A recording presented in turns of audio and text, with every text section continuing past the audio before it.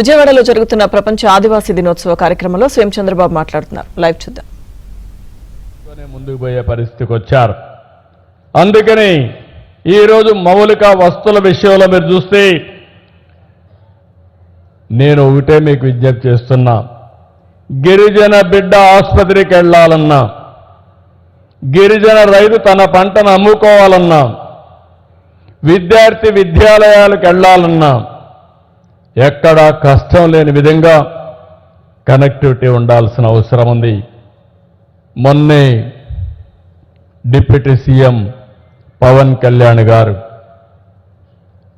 ఈరోజు మీరు చూస్తే 2336 గిరిజన వాసాలకి మిషన్ మోడ్లో రోడ్డు కనెక్టివిటీ కోసం పనిచేస్తున్నారు. ఇంకో పక్క జల్ జీవన్ మిషన్ కింద 3,22,991 కుటుంబాలకి కొళ్ళాయి ద్వారా నీళ్లు ఇవ్వడానికి ప్రయత్నం చేస్తున్నారు. 2027 డిసెంబర్ నాటికి ప్రతి ఇంటికి ట్యాప్ ద్వారా నీళ్లు ఇచ్చే బాధ్యత ఈ ప్రభుత్వం తీసుకుంటామని మీ అందరికీ హామీ ఇస్తున్నా. ఇంకో పక్కన ఈరోజు ప్రతి ఒక్క ఆదివాసికి నివాసాన్ని ఏర్పాటు చేయడం, 64,066 ఇళ్లున్నాయి, దీన్ని ఇండ్లన్నీ కూడా చేయడం, 83,923 మందికి ఇంటిపైనే సోలార్ పెట్టి కరెంట్ ఉత్పత్తి చేయడానికి ముందుకు పోతాం. అడవి తల్లి బాట పేరుతో 1000 కోట్లతో 905 కిలోమీటర్లు ఇస్తున్నాం. డోలీ మోతలు లేకుండా ఫీడర్ అంబులెన్స్లు కానీ, 108 కానీ, 104 మొబైల్ కానీ ఇవన్నీ ఏర్పాటు చేస్తాం. నిన్నే ఒక అగ్రిమెంట్ చేసుకున్నాం టెలికమ్యూనికేషన్ సెక్టర్తో. ఎయిర్టెల్ కానీ, జియో కానీ అన్ని కంపెనీస్తో పెట్టుకుని మారుమూల ప్రాంతాల్లో ఉండే గిరిజన తాండాలకి, గిరిజన గ్రామాలకి ఇమ్మీడియట్గా కనెక్టివిటీ ఇచ్చే బాధ్యత.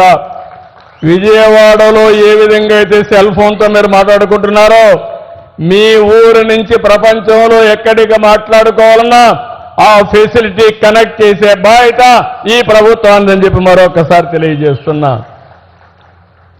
దీంతో మీకు కొంతవరకు ఉపయోగపడుతుంది. రెండోది, మీ ఆదాయం పెరగాలి, దీనికి జీవనోపాధి ఉండాలి.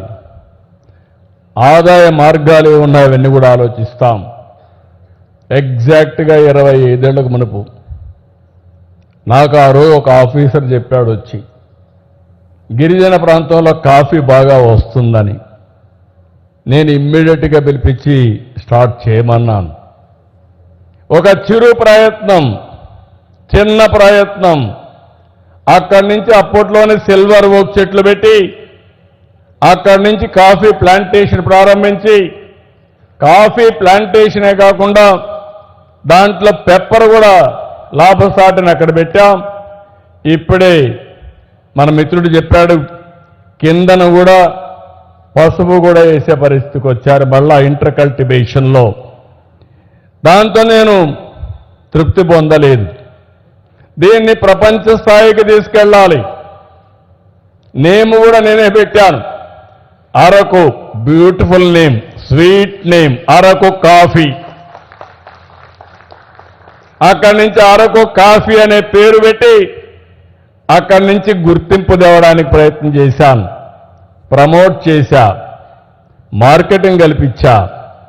నాంది ఫౌండేషన్ కూడా దీనికి ముందుకొచ్చి ఈ కాఫీని ప్రపంచవ్యాప్తంగా పాపులరైజ్ చేయడం మొదలుపెట్టారు. ఇప్పుడే మా ట్రైబల్ కార్పొరేషన్ ట్రేసబిలిటీకి ముందుకు పోతున్నారు. అంటే ఏ గ్రామంలో, ఏ పొలంలో ఏ రైతు ఈ కాఫీ పండించాడు, ఏ విధంగా పండించాడో అది చూసుకుంటూ కాఫీ తాగే పరిస్థితి వస్తుంది. నరేంద్ర మోడీ గారు 2016లో విశాఖపట్నం వస్తే ఆయన తీసుకొచ్చి అరకు కాఫీ తాగిచ్చి, ఆ రోజు ఆయన తాగిన తర్వాత చాలా హ్యాపీగా ఫీల్ అయ్యాడు. మంచి కాఫీ బాగుంది టేస్ట్ అని. అక్కడి నుంచి 2-3 సార్లు మొన్నే మీరు చూస్తే ఆయన అరకు కాఫీ గురించి మన్ కీ బాత్లో చెప్పారు. మొన్న ఆస్ట్రేలియాకు పోతే ఆస్ట్రేలియా ప్రధానమంత్రికి అరకు కాఫీ గిఫ్ట్ ఇచ్చి దీనికి ప్రాముఖ్యత తీసుకొచ్చారు. అంటే మీరు ప్యారిస్కి పోతే ప్యారిస్లో మన అరకు కాఫీ కనపడొస్తుంది. ఒక స్టాల్ కాదు, 5-6 పెట్టే పరిస్థితికి వచ్చారు. అంటే మీరు ఇక్కడ గుర్తుపెట్టుకోవాల్సింది ఒక సంకల్పం, నిరంతరం పనిచేయడం. నా దగ్గరికి ఎవ్వరు వచ్చినా, నేను ఎవరిని కలిసినా, ఏది ఇచ్చినా ఏది ఇవ్వకపోయినా అరకు కాఫీ మాత్రం తప్పకుండా బహుకరిస్తాను. దేనికోసం? మార్కెటింగ్ చేయాలి, మీరు పండించే పంటలకు గిట్టుబాటు ధర రావాలి, గిరిజన రైతులు ఆదివాసులకు న్యాయం జరగాలని ముందుకు పోతున్నాను. ఇప్పుడు అరకు కాఫీ అనేది ఎక్స్పీరియన్స్ సెంటర్గా తయారైంది. అరకు కాఫీ తాగడమే ఒక అనుభవం. పార్లమెంట్లో పెట్టాం, చాలా హ్యాపీగా ఫీల్ అవుతున్నారు.